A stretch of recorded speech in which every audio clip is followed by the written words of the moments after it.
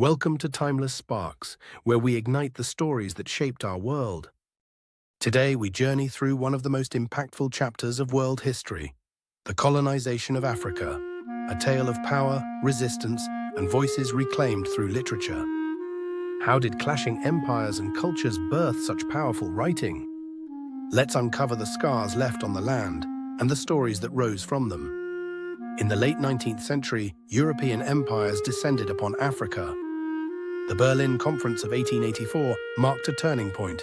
Dozens of diplomats, but not a single African present. With scratchy pens and grand ambitions, Britain, France, Belgium, Germany, and others divided rivers, forests, and entire peoples. Ancient kingdoms, Benin, Ashanti, Zulu, Congo, were dismantled. Families were torn apart.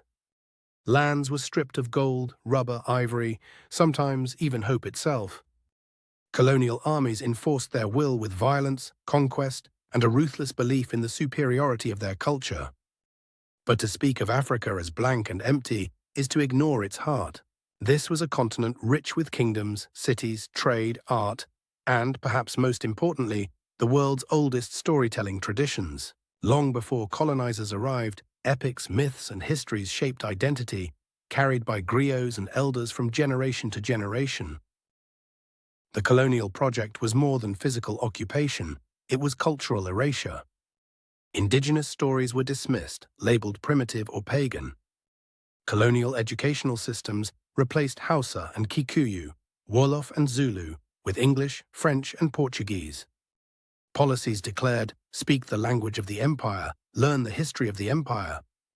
Many traditional storytellers were ignored or punished, and ancestors' wisdom faded under the weight of imported narratives. Yet even in silence, resistance simmered. Africans preserved heritage in hidden gatherings, songs whispered in fields, legends recited around night fires. The stories that could not be spoken were woven into quiet acts of defiance. With the dawn of the 20th century, the tide began to turn. Amidst growing independence movements, a new form of resistance emerged: literature. Chinua Achebe's Things Fall Apart shattered the mold. Through the tale of Okonkwo, Achebe illuminated the life of an Igbo village before and after colonization, exposing not a story of savagery, but of complexity and community. Western audiences were confronted not with caricatures, but with dignity and struggle.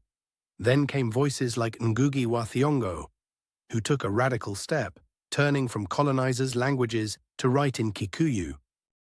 For Ngugi, decolonizing the mind meant restoring language's power. Declaring true liberation meant owning one's voice. For what is lost in translation is often more than words. Literature, stories, plays, poems, memoirs, became a mirror to trauma, survival, challenge, and hope. Pages became battlegrounds of memory and reclamation. The African literary renaissance did not abandon the past, it wove it into the future. Across sub-Saharan Africa, oral traditions shaped written words. Novels echoed the cadence of folk tales, plays drew on ancestral rites, poems remembered lost elders. Wole Soyinka, Nobel laureate, blended Yoruba myth with critiques of tyranny. Mariama Ba chronicled Senegalese women's struggles. Nadine Gordimer wrote of apartheid's wounds, seeking healing. These writers, and countless more, wrestled with the meaning of freedom. Their works became beacons, not only indictments of injustice, but testaments to hope. Through them, the world saw not a silent continent, but a chorus rising. Here, in the 21st century, the scars of colonization still shape Africa. Arbitrary borders drawn in Berlin continue to influence lives and politics, yet the legacy of resistance endures.